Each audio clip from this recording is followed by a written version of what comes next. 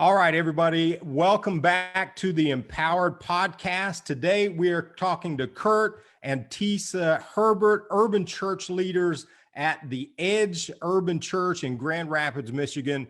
This is going to be a fantastic time. I hope that you guys can really embrace the conversation that we're going to have, because it's talking really about being flexible. I know that every single one of you has had to be flexible. You know, we've always, especially urban church plant leaders, urban leaders, just being in the city, you got to change constantly. And just to be able to hear the voices of a new generation of leaders, that's really what we want to talk about. So one, thank you guys so much for being with us. How are you doing today? Sure. Pretty good, pretty good. We actually just came off our weekly team meeting. So yeah, fresh insights. We're flexible. We're going on vacation tomorrow, so it's like, you know, when you like work and you're pushing. So like today, exactly. So I'm feeling like the tiredness today, ready to go. Oh yeah, the day before vacation is like, okay, you almost stop thinking. You're like, forget it. That ain't gonna get done. That's not gonna get done. That's right. Let's get out of here. Well, I'm just so glad. And man, I absolutely love, before I was talking about, I love the church. I love what you guys are doing, just your vibe. Your style. I wish I had that kind of swag, but you know what I mean? It's just who you guys are just amazing. So like I said, I'm already a fan. I really love what you're doing, especially the church, man, the Edge, hip hop church, you know, it's just so needed, right? So needed. It's such we have to be, the Lord is so relevant to each and every single culture in our world. And so, you know, there's just not enough, you know what I mean? Not enough hip hop culture churches that are in the world. Honestly, hip hop's all over the world. Why wouldn't there be hip hop churches all over the world? Right. But I don't know. How do you guys feel about the reaction that you get when people address, you know, they're like, well, why a hip hop church? Yeah. You know, I remember we were in Antigua last year in the Caribbean for a conference, and somebody, you know, as they were kind of engaging with us, and they said, you guys are at a hip hop church. Did I hear that correct? And they said, you know, like they actually brought us on their radio station. Like we just met them. They were like, all right, we got to get you in on the show this very afternoon. And it was kind of like that same sentiment, like it's so unheard of, so unique. What does that even look like? So we usually get a lot of questions about it. But really what we believe is, why not? You know, if so many people, particularly youth, connect with this style, this culture, why wouldn't you contextualize the gospel to reach that culture, right? So that's something that we've endeavored to do. It's not our brainchild. Troy Evans is the one who planted this particular ministry, but we've jumped right in, and it's become home to us. And we've seen God do some amazing things in the culture. Well, and again, you know, it really is its own culture. I mean, that's where, you know, my wife and I mean, well, you know, way back, you know, we're like Kumo D and, you know, and Grandmaster Flash, and you know what I mean? That's sort of, we started Kangos, you know, so it's a part of us. But the truth is, man, you know, it has not just grown, you know, over decades, you know what I mean? Over 50 years. It really has become the identity of so many. And I'm so glad that it's new generation. You know, it's like every generation comes, just embraces, and it's amazing. So again, absolutely love it. And I'm so glad that you guys are a part of that church, and really, you know, being ambassadors now, right? I mean, you guys are going around talking about it, and people are excited. So absolutely.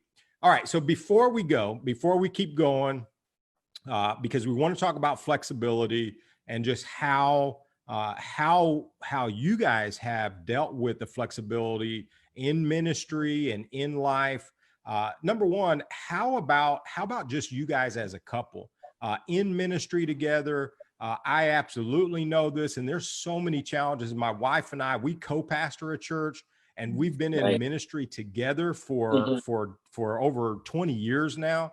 And I'm telling you, it has been a slog fest at times. I mean, just being in ministry, period, and then being a woman of God in ministry, and then as a couple. I don't know, how have you begun to navigate those waters of being in ministry together? Well, you have to like each other. Yeah, exactly. Yeah, am I right? Like, you have to really enjoy being together and understand that this is a mission that you have both signed up for, and you're both actively living it out, and that'll look different at different times. You know, our roles even in the household look very different at different times. And yeah, you just have to keep the focus of, we're both living out this mission together, and like whatever it takes, we're doing it together, and we'll pick up, you know, each other's slack when needed. Yeah, that's like the foundation of it. I think for us, like very early on in our dating friendship phase, you know, we kind of sat there, what do we sense God calling us to? And that was as individuals, before dating was even on the radar. What do we sense God calling us to? Wow. And so I know in our marriage that God has called Tisa, God has called me, and we, just because we're married, we're going to put that on the side? No. You know, this is something that God has called us to. And so I think for us, what we've learned to do is to champion each other's strengths. Yeah. When Tisa is in this particular arena, I know enough now. Yeah. This year, this summer, we're going to be hitting 5 years of marriage. Wow. I'm like, I know enough to know that when Tisa's in this space, like she's killing the game. I need to back up and let her kill the game.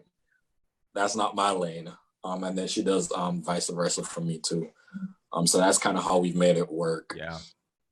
No, that's exactly. I mean, you guys found out long before we did. We made so many mistakes, man, because it was often even trying to pit each other against, you know, the enemy wants to divide.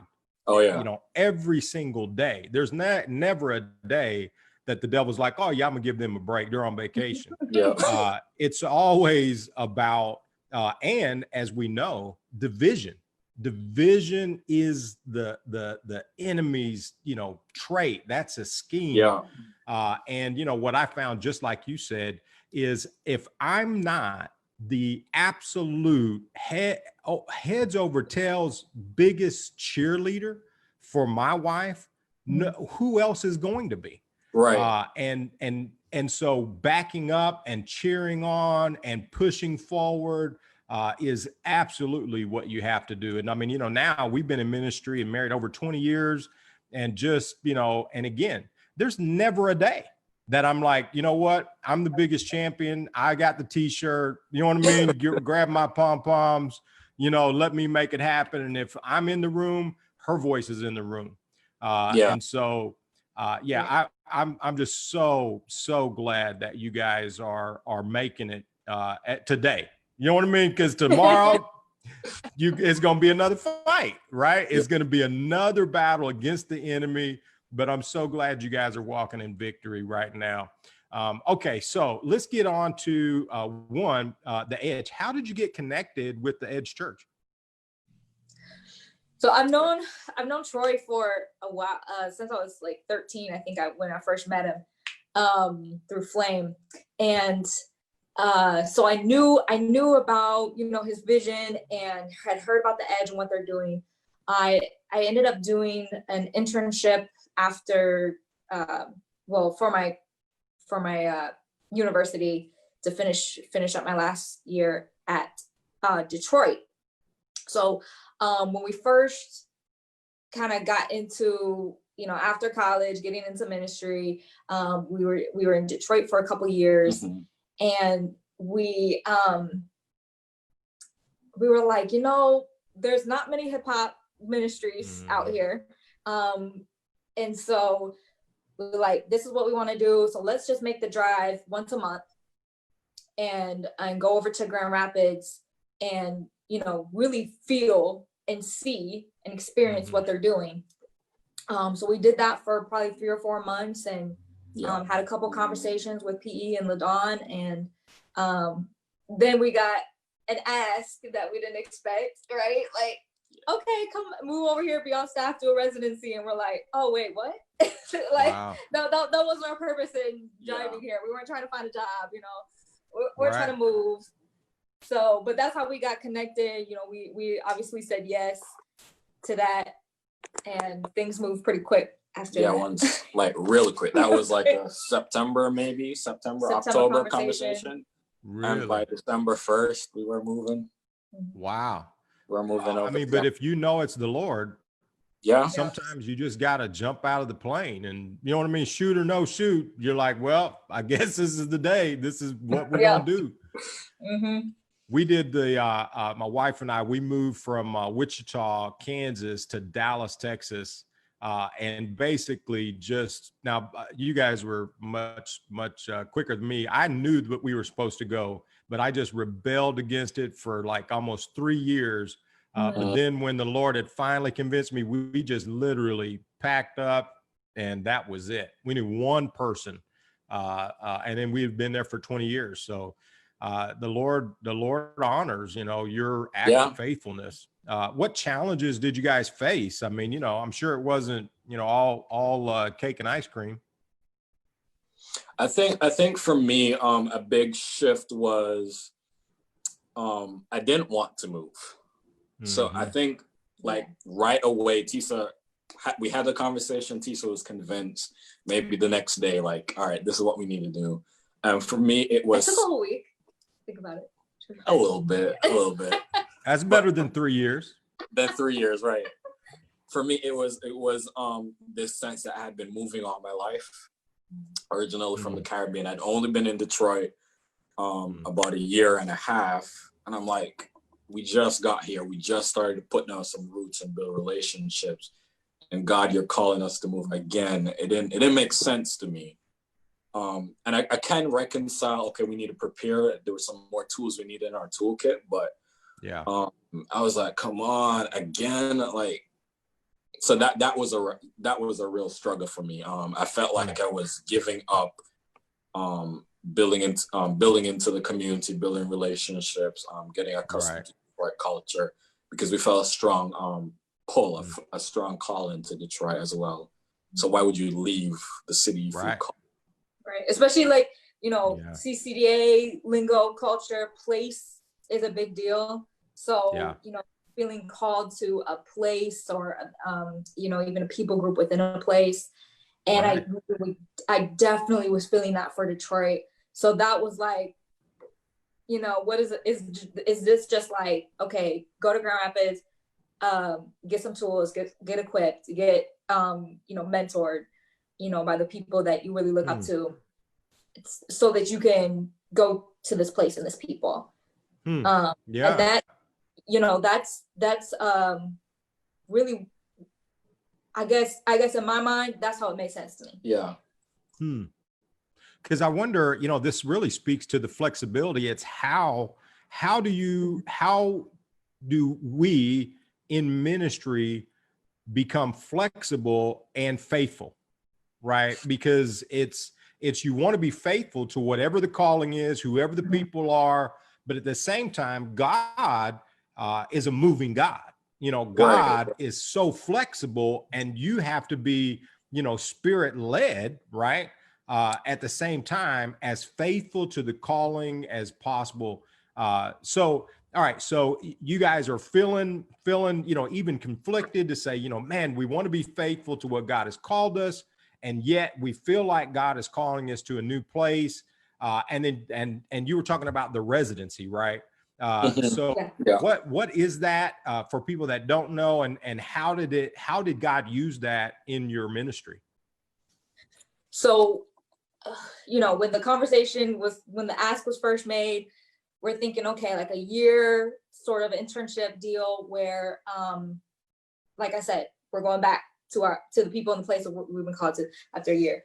PE was like, that's nice, but you really got to give it to not just get tools, but really know how to use them, you know, to develop you guys into the leaders that we see you being.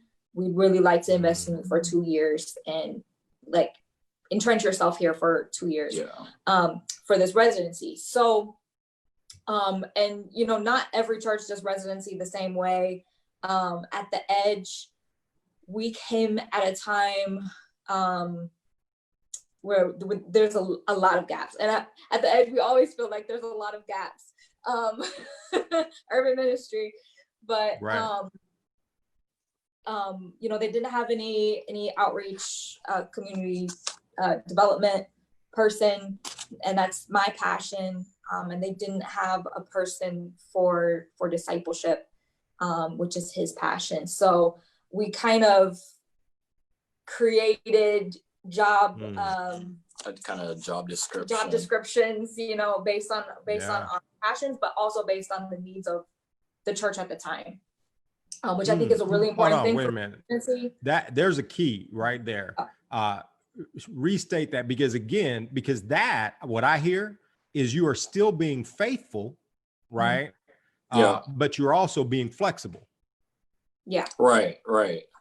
So it was your calling, your passion, right? Your gifts and the availability are what they needed. So you were taking your gifts and the need and making sure that those fit. Right. It's almost like a matchmaking, and that's kind of how we do residencies here. It's you know, what's your fit? You know, what is God calling you to? We're not just gonna try and fit somebody into a role that God's not calling them to. Like, is God calling you to do this? All right, here's a context where you can stretch and grow in that space. So it was very much tailor-made. All our residencies are tailor-made to the calling that God has on the person. But you're also gonna have things on your, you know, we call them MAPs, ministry action plans, that you don't like or you've never done before. The first 6 months to a year is like 90% of the stuff I'd never done before. You know, this is all new, you know, planning events to writing grants, that sort of thing. I've done a lot of like outreach, evangelism. I know how to, you know, plan a community development program, all that stuff, but it's very stretching. Right. And that, you know, and it doesn't stop, you know. Right. There's always rough edges and things that you have. Well, in urban ministry, I mean, you never know what's going to happen next. Well, as take the example of pandemic, who foresaw that? Right.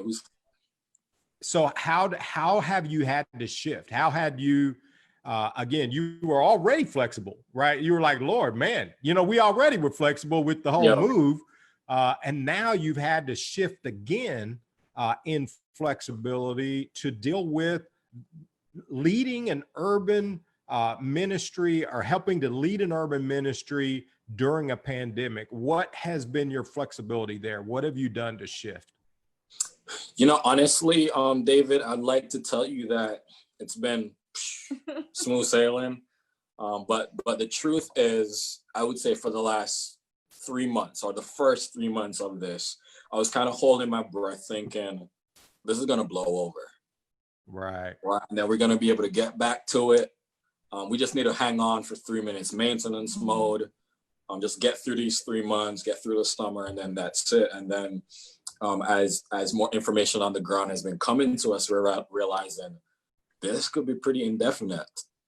Right. And so, so that's part of what I was walking our team through today, even and last week is, all right, we have got to keep our eyes on what God has called us to. It's like the whole terrain has changed. We thought we were preparing a ship for water. Right. And we realized we're gonna have to do this on land now. We still got to go forward, but we're gonna have to shift a whole approach. Right. Right. So that's kind of what we were walking through. I think in a sense, it's going back to sometimes God tells us some stuff and is leading us in a particular way, and we add our 2 cents to it. Mm-hmm. And we're like, oh, okay, God told me to hip hop church. God told me, all right, reach youth. Here's what that looks like. And we tell God our plans Right. for what he wants to do. And what I've been learning in 2020 is you got to hold on to that stuff real loose.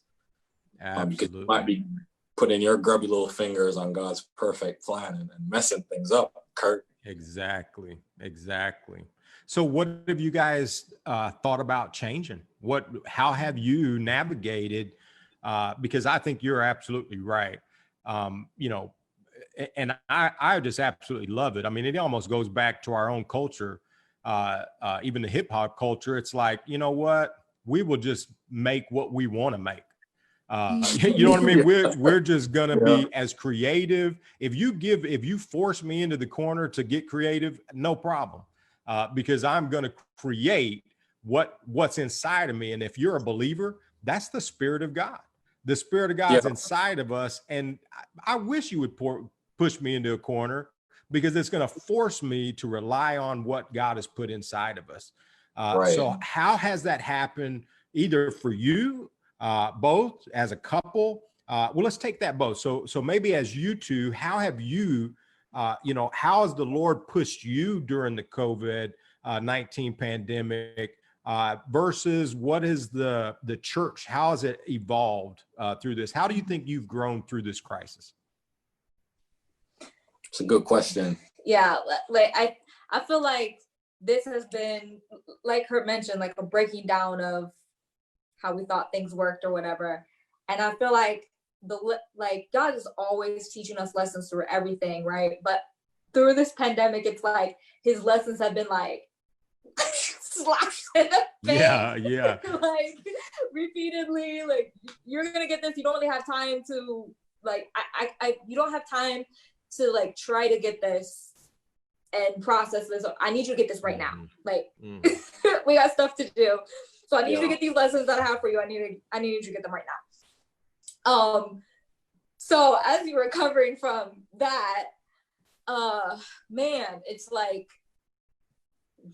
at the edge, we feel like we do things so creatively and innovatively all the time. That's our whole thing. Right. So it's like, especially with my role, I oversee all the programming that we do. I'm like, I've been planning this, these creative, innovative programs, right? For the past 6 months. Now what? Now we can't do it. So, I think I held on too long. Yeah. To it. So even in your flexibility, you can get stiff. Right. Like it's like,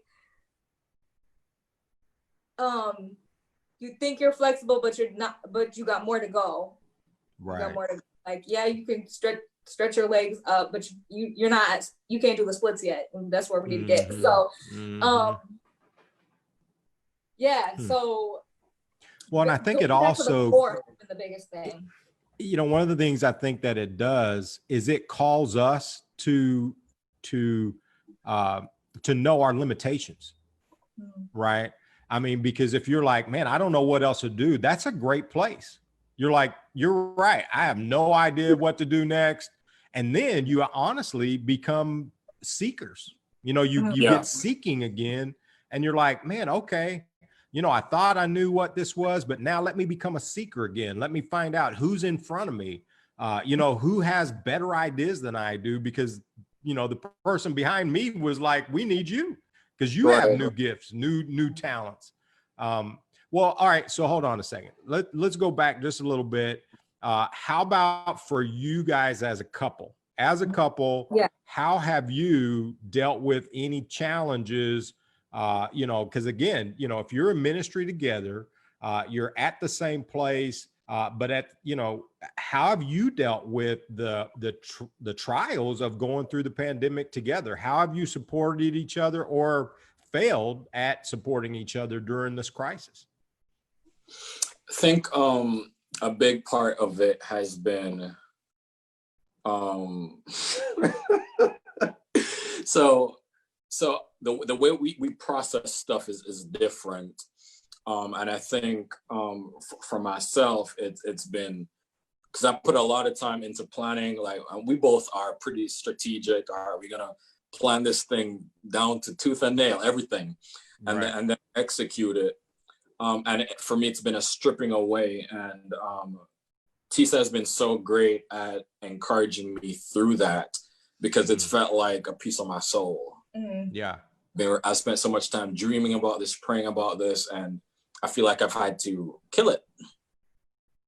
And I've become attached to it. And so Tisa has been really supportive in keeping me anchored in that, reminding me, keep the main thing the main thing.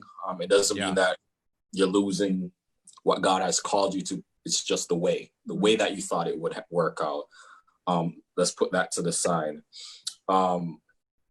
Anything to add? Well, talking about the pandemic, we also got, on top of the craziness in the world, we also got thrown a curveball and got pregnant unexpectedly. Wow. So, congrats. Thank you. So I'm 17 weeks now, and this has been a journey. I feel like mentally and everything else, am in this same weird middle transition space between married woman to mother. Yeah. Right. It's like pregnancy is this middle transition phase. Right. Talk about transition, man. That is the ultimate. Seriously. I mean, boy, you got sermons after sermon, you got lessons after lessons. Both of you, you know what I mean? I mean, yeah, talk about growth, new life, birth, trials, tribulation. I mean, you got it all coming at you full force. Well, man, all right. So how has that pushed your flexibility? Because now, I mean, again, the plans you had even a year ago or, 18 weeks ago. Right. Now you've got to say, okay, Lord, what are you doing? How have you dealt with that? How have you dealt with being flexible, even in, the ultimate blessing, that God says, I'm giving you guys new life. How have you had to deal with that? I think it goes back to what we said before with like doing ministry together and the roles. Yeah. So I've been on the couch, like, we're all in quarantine, but like I've been on the couch, like for real. Right. And I didn't expect to be down like this for the first trimester. I thought it would be like, later on that I would be, bed rest or something. So it's like, we're both, what's the word? We both have multiple jobs, outside of ministry and stuff like that. But I more so, I spend more hours outside of ministry working and stuff like that. And I'm just now barely getting back into that. So he's had a lot to pick up with that. So that's like the flexibility and just going with it. Like you can't be mad at each other because well, you can. You can for a little bit. Right. So when I say, picking up each other's slack and being flexible enough to shift in those roles and stuff when needed. Yeah.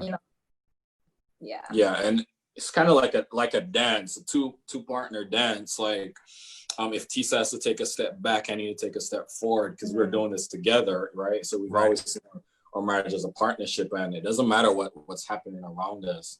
But for me, it keeps like what makes when you talked about flexibility and being faithful in that, and I think it boils down to David. I think it boils down to obedience. Do I know what God has said? And maybe it seems like I haven't heard him for a while, or like the whole game has changed. But let me go with what he said last. Yes. Yes. Let me stick to what he said last, and I'll cling to that. That's the faithfulness. Cling to that until he says something else. Yeah. And I'm gonna hold on to that thing with everything I got, even Yeah. if my strength's failing, until he tells me, all right, Kurt, you can move on. So that's the faithfulness in it. And so for us, it's been okay, here's what I thought God was saying, but we're pregnant now. Like, Right. okay, Right. what did he really say? Yeah. And let me cling to that until Yeah. he tells me, all right, Kurt, this is how you father. Right. Right. Boy, talk about lessons in that, man. Yeah, you're absolutely right. So, you said exactly, my wife always says, do the last thing the Lord said. And until he tells you something else, nothing else matters. Just do the last thing the Lord has said. And man, yeah, you guys have you guys are just doing great. I mean, again, I'm a fan already. And so, well, let me see, what advice would you give, to yourselves now that you guys have been in some ministry, again, have decades more to go. But if you were to look back and give yourself advice 5 years ago, I don't know, take turns and tell me, what would you say to, because, there's a lot, your own generation and the generations beyond you, you know what I mean? There are young people right now. I'm talking about in grade school, junior high, high school, they're going to change our generations. You know what I mean? That's what's going to happen. And so I don't know, what advice would you give yourselves, your 5 year ago selves? I would probably say make plans. And when I say make plans, I don't just mean like put something on paper now. I mean, seek the Lord. I mean, get wise people around you, people who are in this space, people who have experience around you to bounce your ideas off of it, and make solid plans. But then hold on to it loosely, because as you're making plans for the tomorrow you think will be. Right. But that's based on yesterday's knowledge. And as the days go by, things shift. Like we never thought of, coronavirus would be a thing. And here we are. All right. So all the plans I made did not factor that in. Right. So I need to hold on to that loosely. So if I, 5 years ago, that's what I would say to myself: make solid plans, but hold on to it loosely, because God needs a space to be able to maneuver and to shift when he wants to. Yeah. I would say, if I was to go and talk to myself 5 years ago, know the value of investment. So, because I feel like this is one of the reasons that we moved quick to Grand Rapids, because staying in a place too long where you're not being invested in is as a really young person in ministry, if you're not being invested in, whatever you're outputting is going to be shallow.